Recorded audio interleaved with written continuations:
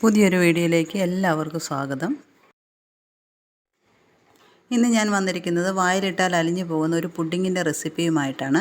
എങ്ങനെയാണ് തയ്യാറാക്കുന്നതെന്ന് നമുക്ക് നോക്കാം.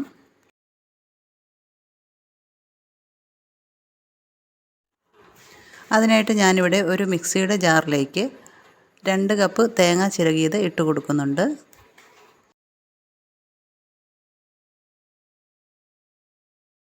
ഇതിൻ്റെ കൂടെ 1 കപ്പ് വെള്ളം ഒഴിച്ചു കൊടുക്കാം.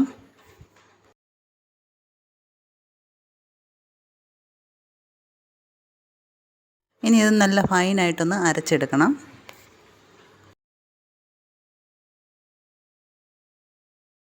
തേങ്ങ ചിരകിയത് നന്നായിട്ട് അരച്ചെടുത്തിട്ടുണ്ട്.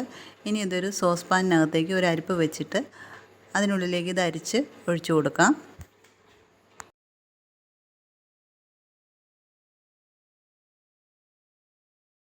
ഇതുപോലെ നന്നായിട്ടൊന്ന് അരിച്ചെടുക്കണം.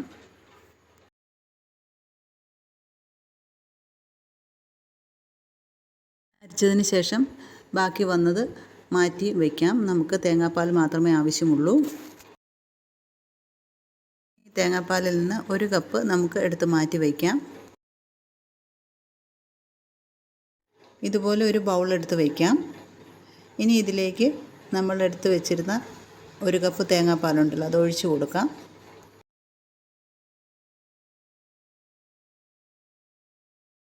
ഇതിലേക്ക് ഇനി ചേർത്ത് കൊടുക്കുന്ന 1 കപ്പ് കോൺഫ്ലോറാണ്.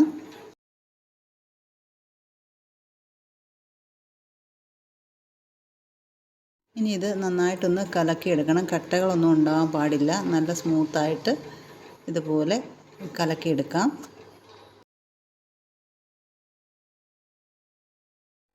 ഇനി ഈ കലക്കിയെടുത്ത കോൺഫ്ലോർ നമുക്ക് മാറ്റി വയ്ക്കാം. സോസ് പാനിൽ അരിച്ചെടുത്ത തേങ്ങാപ്പാൽ അടുപ്പിലേക്ക് വയ്ക്കാം. ഇനി ഇതൊരു മീഡിയം ഫ്ലെയിമിൽ വെച്ച് നന്നായിട്ടൊന്ന് വേവിച്ചെടുക്കണം. ഇങ്ങനെ ഇളക്കി കൊടുത്തുകൊണ്ടേയിരിക്കണം. ഇതിൻ്റെ ഒപ്പം വേറെ വെള്ളം ഒഴിച്ചു കൊടുക്കരുത്. ഇനി തേങ്ങാപ്പാൽ നന്നായിട്ടൊന്ന് ചൂടായി വന്നു കഴിയുമ്പോഴേക്കും ഇതിലേക്ക് 1/2 കപ്പ് പഞ്ചസാര ചേർത്ത് കൊടുക്കുന്നുണ്ട്. പഞ്ചസാര ചേർത്ത് കൊടുക്കുമ്പോൾ ഓരോരുത്തരുടെ മധുരത്തിൻ്റെ അനുസരിച്ച് ചേർത്ത് കൊടുക്കാവുന്നതാണ്. ഞാനിവിടെ 1/2 കപ്പ് പഞ്ചസാരയാണ് ചേർത്ത് കൊടുക്കുന്നത്.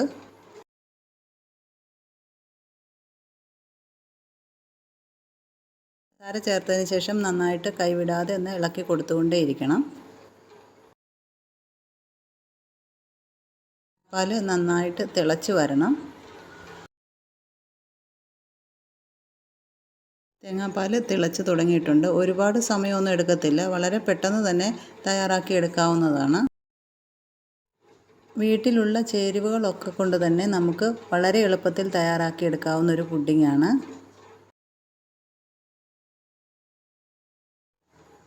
തേങ്ങാപ്പാൽ ഇതുപോലെ നന്നായിട്ട് തിളച്ച് വരുമ്പോഴേക്കും ഇതിലേക്ക് നമ്മൾ മുമ്പേ തയ്യാറാക്കി വെച്ചിരിക്കുന്ന കോൺഫ്ലോറിൻ്റെ മിക്സ് ഉണ്ടല്ലോ, അത് ഒഴിച്ചു കൊടുക്കാവുന്നതാണ്.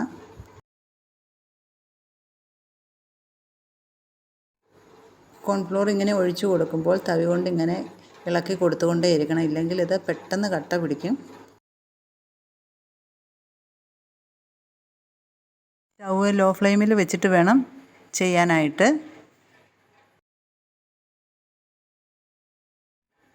തേങ്ങാപ്പാൽ ഇവിടെ നന്നായിട്ട് കുറുകി വന്ന് തുടങ്ങിയിട്ടുണ്ട്.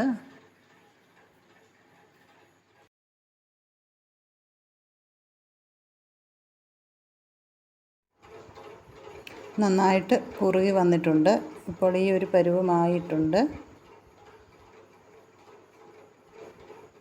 ഇനി നമുക്ക് സ്റ്റൗ ഓഫ് ചെയ്യാവുന്നതാണ്.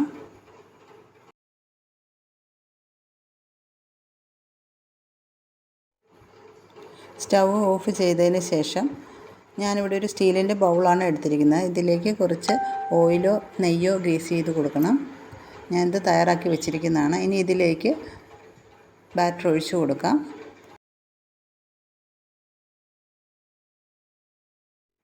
ഇതുപോലെ മൊത്തം ഒഴിച്ച് കൊടുക്കാം.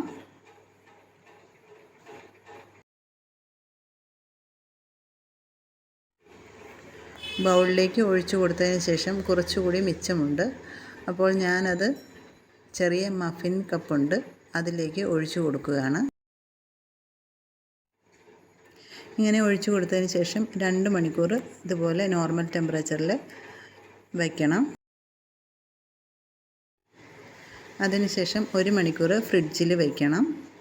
മൂടി വയ്ക്കരുത്, ഫ്രീസറിലല്ല വയ്ക്കേണ്ടത്. പുഡിങ് തയ്യാറായിട്ടുണ്ട്. ഇനി ഈ ബൗളിന് മുകളിലേക്ക് ഒരു ചെറിയ പ്ലേറ്റ് ഇതുപോലെ കമത്തി വെച്ചതിന് ശേഷം തിരിച്ച് വെച്ച് കൊടുക്കാം. അപ്പോൾ ഇതുപോലെ എടുക്കാൻ പറ്റും. ഇതിൻ്റെ മുകളിലേക്ക് ഡ്രൈ ഫ്രൂട്ട്സോ ചെറിയോ എന്തെങ്കിലും കൊണ്ട് ഒന്ന് ഗാർണിഷ് ചെയ്യാവുന്നതാണ്. ഞാനിവിടെ ടൂട്ടി ഫ്രൂട്ടിയാണ് ഉപയോഗിച്ചിരിക്കുന്നത്. ഇത്രയേ ഉള്ളൂ. വളരെ എളുപ്പത്തിൽ തയ്യാറാക്കാവുന്നതാണ്. വളരെ കുറച്ച് ഇൻഗ്രീഡിയൻസ് മാത്രമേ ആവശ്യമുള്ളൂ. എളുപ്പത്തിലൊരു പുഡിംഗ് തയ്യാറാക്കാം. നല്ല ടേസ്റ്റിയുമാണ്. ഈ പുഡിങ്ങിൻ്റെ റെസിപ്പി ഇഷ്ടമായെങ്കിൽ എല്ലാവരും സബ്സ്ക്രൈബ് ചെയ്യാനും കമൻറ്റ് ചെയ്യാനും ഷെയർ ചെയ്യാനും ലൈക്ക് ചെയ്യാനും മറക്കല്ലേ. Thank you.